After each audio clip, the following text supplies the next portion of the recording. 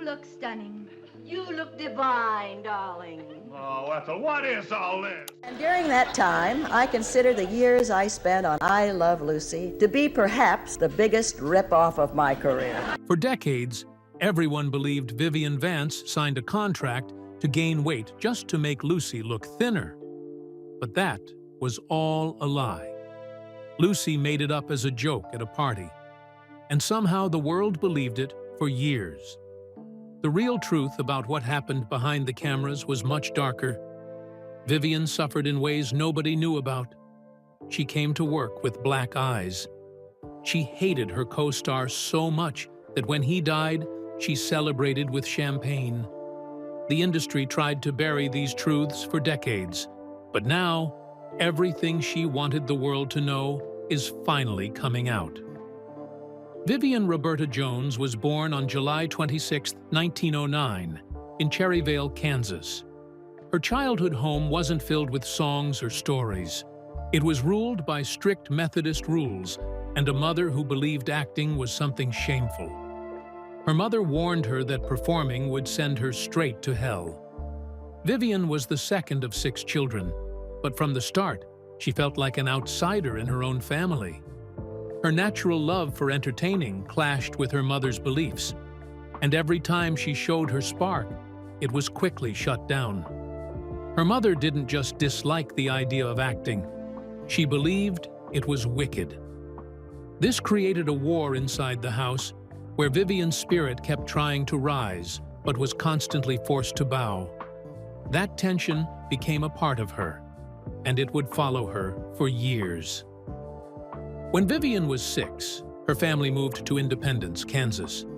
That's where her fire truly lit up. She started sneaking out at night, not for fun, but for freedom.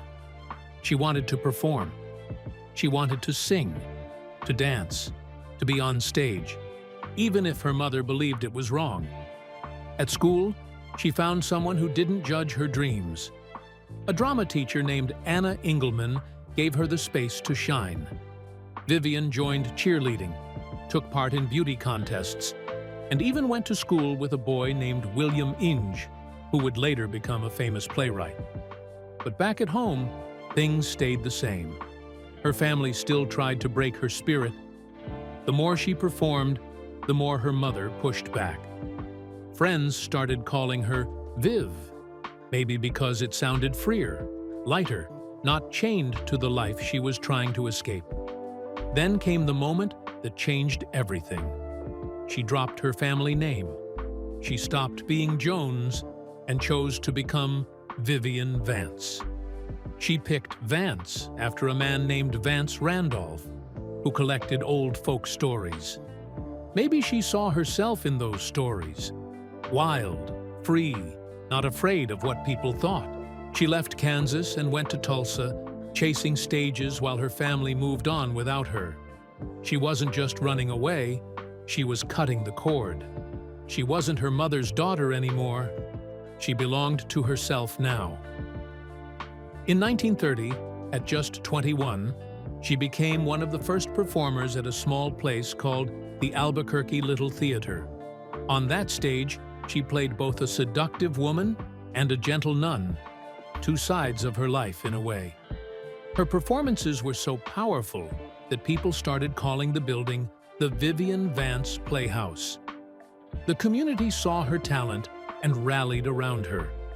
They even held a benefit show just to raise money so she could go to New York and study acting. In a small review, she sang "My Man" and became a local star. Everything she had been told not to do was suddenly the very thing that gave her a future. With $50 and a suitcase of dreams, she got on a train to New York. She worked as a waitress by day and auditioned by night. Rejection was constant. She often skipped meals just to save subway fare, but she didn't give up. And finally, in 1932, she landed a chorus role in Music in the Air, a Broadway musical that ran for 2 years. Her moment had come. Slowly, people began to notice the way she moved, how she delivered her lines, and especially how funny she was. Bit by bit, the chorus girl was becoming something more. In 1937, she got a last-minute call to replace someone in a play called Hooray for What, and she ended up doing over 200 performances. That led to her biggest stage role in 1941, when she starred in a hit musical called Let's Face It, alongside Danny Kaye and Eve Arden. The show ran for 547 performances, and Vivian had finally proven herself. But success didn't erase the pain. She kept moving forward, even when it hurt. She later joined another show called Over 21, which took her all the way to Africa during World War II. She was no longer in the background. She was the star, but her personal life was falling apart. At 19, she married a man named Joseph Danick Jr., hoping marriage would help her escape her strict home. It didn't. He left town after 3 years, and she was left behind again. Later, she married an actor named Philip Ober in 1941. That marriage lasted longer, but was even more painful. Ober didn't like his wife being more successful than him. He became violent. He beat her. He made her feel small. Even Lucille Ball, her future co-star, saw it and called it out. But the damage ran deep. Vivian kept performing, but inside she was breaking. In 1945, while touring with a play called The Voice of the Turtle, Vivian had a breakdown. She described it simply, "Let's face it, I cracked up." She felt like she was losing her mind. The weight of childhood, the pressure of fame, the pain of her marriage, it all came crashing down. She started therapy and stayed in it for years. She slowly put herself back together. That experience changed her. She began visiting psychiatric hospitals, not as a celebrity, but as someone who knew the pain. She didn't try to fix people. She just told them they weren't alone. She kept acting. Her biggest success on stage was still Let's Face It. But behind the applause were 1,000 missed chances. After a revival of The Cradle Will Rock in 1947, she moved to California to try her hand at film. It didn't work out. She acted in just 2 movies, The Secret Fury in 1950 and The Blue Veil in 1951. One producer offered her a flashy striptease number in a musical. She turned it down. That role later made Mary Martin a star. She also lost a part in Carousel because a choreographer wanted her fired as revenge. The setbacks piled up. Still, she didn't give up. In 1951, something big happened in television. A 42-year-old woman named Vivian Vance was chosen to play Ethel Mertz in I Love Lucy. For decades, people believed she had signed a strange contract, saying she had to gain weight, 15 pounds to be exact, to make Lucille Ball look more glamorous by comparison. But that contract never existed. It was just a joke. Lucille made it up for fun at a party, writing silly rules like gaining 5 pounds every week and never being funnier than her. But people took it seriously, and the lie stayed alive for years. In truth, Vivian's weight simply changed over time. She was always trying to diet. And while Lucy may have wanted to look more beautiful next to her, there was never a real contract. Still, that myth became one of the most famous stories in Hollywood. Vivian wasn't some unknown actress before I Love Lucy. She had been on Broadway since the late 1920s. She even stood in for the great Ethel Merman in 2 Cole Porter musicals. By the early 1940s, she had her own lead roles. In 1951, she was performing in a play in La Jolla, California, when Desi Arnaz and producer Jess Oppenheimer saw her on stage. They hired her right away. But when Lucy found out, she wasn't happy. She looked at Vivian and said, "You can't play Ethel. You're my age, you have the same hair color, you're too pretty." So, to fix that, the crew made Vivian wear clothes that were too tight and used makeup to make her look awkward. They wanted her to seem older and less glamorous so Lucy could shine. The first time Vivian met her on-screen husband William Frawley, she didn't know who he was. She turned to Desi and asked, "Who's that old man over there?" And when she was told that he'd be playing her husband, she laughed and said he looked more like her grandfather. Frawley heard that and never forgave her. He disliked her from the very beginning. That dislike never went away, and their real tension became part of the show. But she didn't just clash with Frawley. Lucy and Vivian also argued sometimes. In one moment during Lucy's pregnancy, she snapped at Vivian for being late. Vivian fired back, saying something so sharp that Lucy couldn't help but laugh. From that day on, they clicked as comedy partners. Their fights may have been real, but they created magic on screen. In February 1954, Vivian made history. She became the first woman ever to win an Emmy for Outstanding Supporting Actress. She won for playing Ethel in 1953, and the award created a brand new category in the Emmys. It proved how important side characters really were. Vivian was nominated 3 more times, in 1954, 1956, and 1957. But even with the award and fame, she felt stuck. She had once been a glamorous Broadway star, but now everyone only saw her as Ethel, the plain landlady. The Emmy made her a legend, but it also trapped her in a role that she feared would never end. Money became a fight too. In season 1, she earned just $280 a week, the same as Frawley. But by season 6, she was making $7,500 a week. That wasn't luck. It was because she had a strong agent who demanded better pay every single year. Back then, it was rare for women to ask for more money. But Vivian didn't settle. When she joined The Lucy Show in 1962, she asked for even more. She wanted her name up front, better clothes, and more say in how things were done. She knew her worth and wasn't afraid to prove it. One of the most loved scenes in I Love Lucy came in 1952. It was the chocolate factory moment, when Lucy and Ethel were working on a conveyor belt stuffing chocolates. Everyone laughed watching them panic as the chocolates sped up. But behind the scenes, it wasn't funny at all. The machine kept breaking down and speeding up randomly. Vivian had to keep eating chocolate over and over for each take. By the end, she was sick to her stomach. What looked like pure comedy came at a painful cost. That same year, Lucy filmed the famous Vitamia Vegamin commercial sketch. It looked hilarious, Lucy getting drunk on a health tonic and slurring her lines. But it wasn't acting. The prop tonic was real and had 23% alcohol.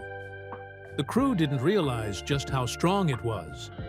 Lucy had to swallow spoon after spoon, and by the final takes, she was actually drunk. She could barely stand straight, but those scenes became television gold. It showed how early television sometimes pushed actors to unsafe limits. Vivian's Emmy win in 1953 meant the world to her, but deep down, she was hurting. She gave a beautiful speech, thanking Lucy for her friendship and support. But inside, she struggled with always being second best. She had talent, looks, and a voice that could fill a theater. But the world only saw Ethel. She won the Emmy at 44, but instead of new opportunities, she just kept getting the same type of roles. The very award that crowned her also trapped her. In 1954, Vivian finally got to show her musical talents. She had studied opera and had a voice that could compete with Broadway stars. She pushed hard for Ethel-focused episodes like Ethel's Birthday, where she finally got to sing. Her voice was beautiful, trained, powerful, and full of grace. But William Frawley mocked her every chance he got, saying she couldn't sing. Still, fans loved those episodes. For once, Vivian was allowed to shine. It was a glimpse of the star she really was before the Ethel label took over. By 1956, fame turned frightening. I Love Lucy had become a worldwide hit, and fans began crossing boundaries. Vivian got thousands of letters every week. Some were sweet, others were scary. Some people followed her in public. She wasn't protected the way today's stars are. She had to hire her own security, just to feel safe walking down the street. The fame that brought her fortune also brought fear. Television had made her feel like family to millions of strangers, and not all of them knew where the line was. The hatred between Vivian and Frawley kept growing. When the show first aired on October 15, 1951, she had already joked that he should be playing her father. He was 64. She was 39. She felt humiliated to be cast as his wife. He overheard her talking and got revenge by calling her a sack of doorknobs during rehearsal. Desi Arnaz later wrote that Frawley hated her voice and hated working with her. Their dislike for each other wasn't hidden. It filled the studio. By 1953, things got worse. Frawley's drinking was out of control. He was drunk most of the time on set and had to keep his hands in his pockets to hide the shaking. He refused to listen to directors and locked himself in his dressing room during fights. Vivian couldn't take it anymore. She demanded separate dressing rooms. Desi had to keep them from walking off the set entirely. From then on, they avoided each other off camera as much as possible. In 1955, Desilu Studios offered both actors a spin-off show about Fred and Ethel.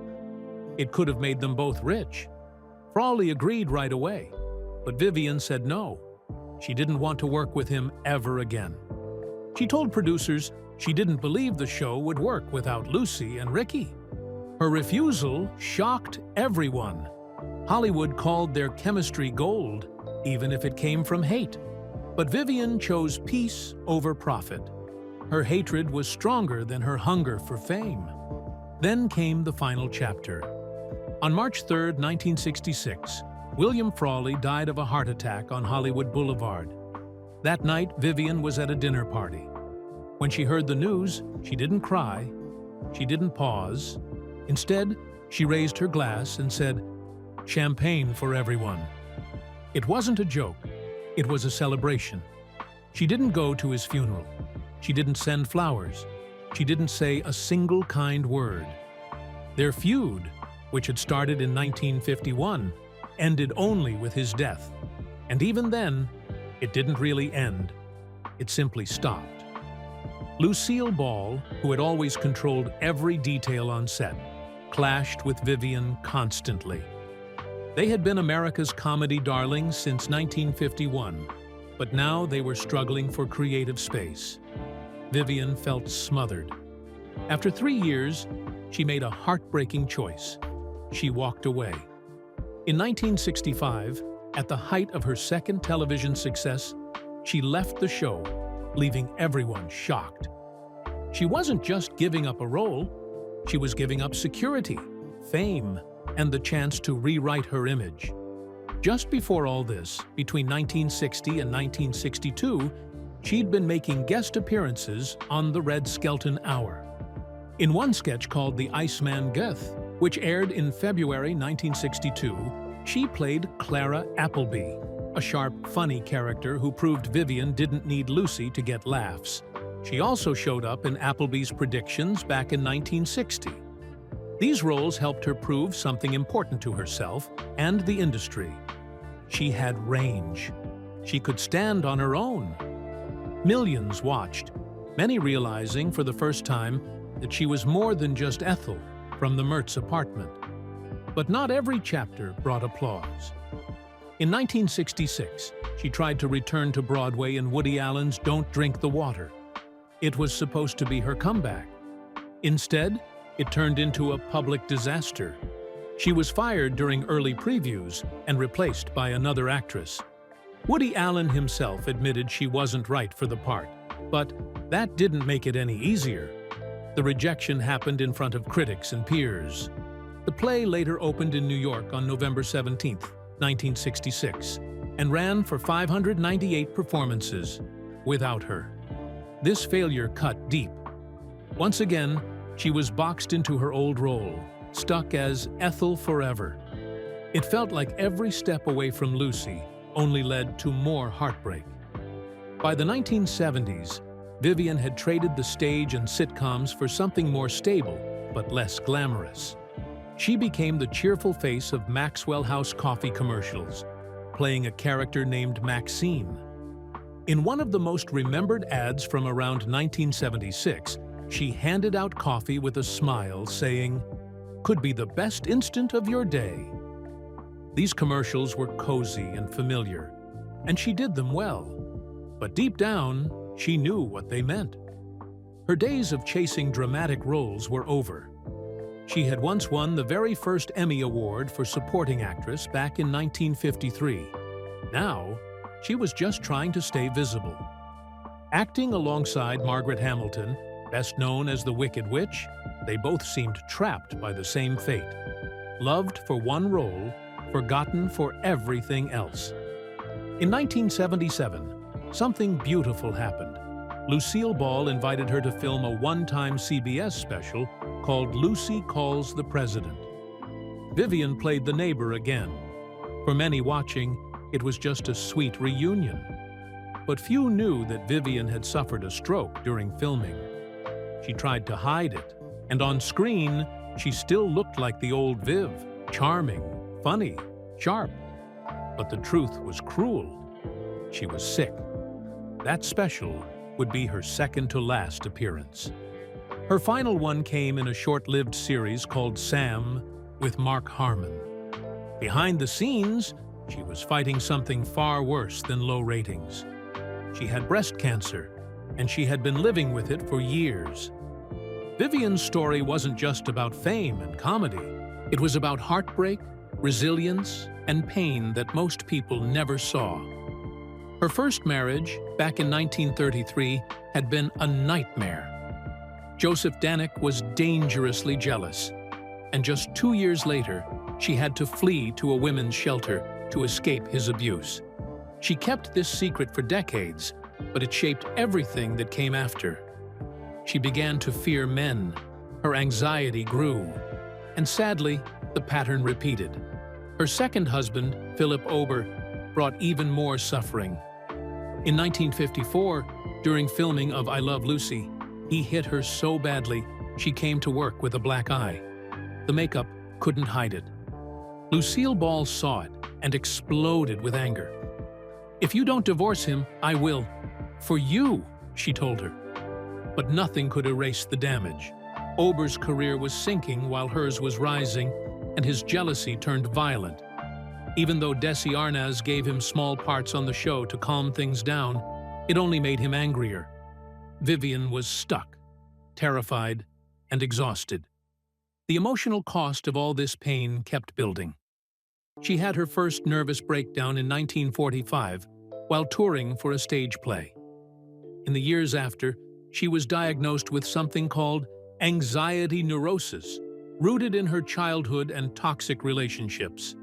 There are mentions of a second breakdown in 1974, one so severe it possibly led to electroshock therapy, though exact details are scarce. What's clear is that she battled mental illness her entire life, long before people talked about it openly. In a time when mental health was taboo, she quietly became a voice for others who were suffering. Her deepest sorrow, though, was something she rarely spoke of: her inability to have children. She had a miscarriage early in her marriage to Ober, and after that, nothing worked. Every failed attempt broke her a little more. Watching Lucille Ball raise her own children, Lucy and Desi Jr. made it harder. Vivian loved them like her own. She tried to fill that emptiness by mentoring young actresses, giving them the care she couldn't give to children of her own. But inside, she never stopped feeling like she had failed. In 1973, her fight against breast cancer began. She underwent a mastectomy, chemotherapy, and later surgeries as the cancer spread to her bones. She didn't let people see the pain. On the outside, she smiled, worked, joked. But behind closed doors, she was in agony. She kept going anyway. Even close friends didn't realize how serious her condition was until it was too late. She never wanted pity. She just wanted to live with dignity. Even the way she looked on I Love Lucy had been a quiet form of suffering. In interviews from 1977, she revealed that she was forced to stay heavier than she wanted to, just to make Lucy look thinner. She was made to wear ugly clothes and bad makeup, all to keep up the image of the frumpy housewife. She hated it. Off-screen, she was stylish and elegant, but the show wouldn't let that version of her shine. The pressure chipped away at her, and she needed therapy just to get through filming. Going back even further, in the 1930s, she had been misdiagnosed with Bell's palsy after part of her face became paralyzed. But years later, she would connect that to her childhood trauma. Not just a physical illness, but the body reacting to emotional pain. She became deeply self-conscious about her face, about how she looked, how she was seen. That insecurity never left her. She was offered millions to continue the Fred and Ethel story in a new show after I Love Lucy ended. William Frawley was ready, but she wasn't. She hated him. Their relationship had been toxic from day one. He drank too much, and she once made a comment about his age, 22 years older than her, and he never forgave her. When CBS offered a spin-off, she walked away from all of it. No amount of money was worth being near him again. In her final days, just weeks before she passed, Lucille Ball visited her. Vivian was staying at a house in Belvedere. Paige Peterson, a young woman living nearby, watched them spend the whole afternoon together. They laughed, they cried. When Lucy left, she was in tears. She didn't say a word. She just walked away, broken. Lucy Arnaz, Lucy's daughter, later said that her mother cried about losing Vivian for months. They had fought, yes, but in the end, they were soulmates in comedy, bound by something deeper than fame. Before she died on August 17, 1979, Vivian Vance dictated a series of letters exposing how the industry had always treated her. She had wanted to direct, but producers said that wasn't ladylike. They blocked her at every turn. Those letters weren't just parting words. They were a final cry against the walls she had fought her entire life.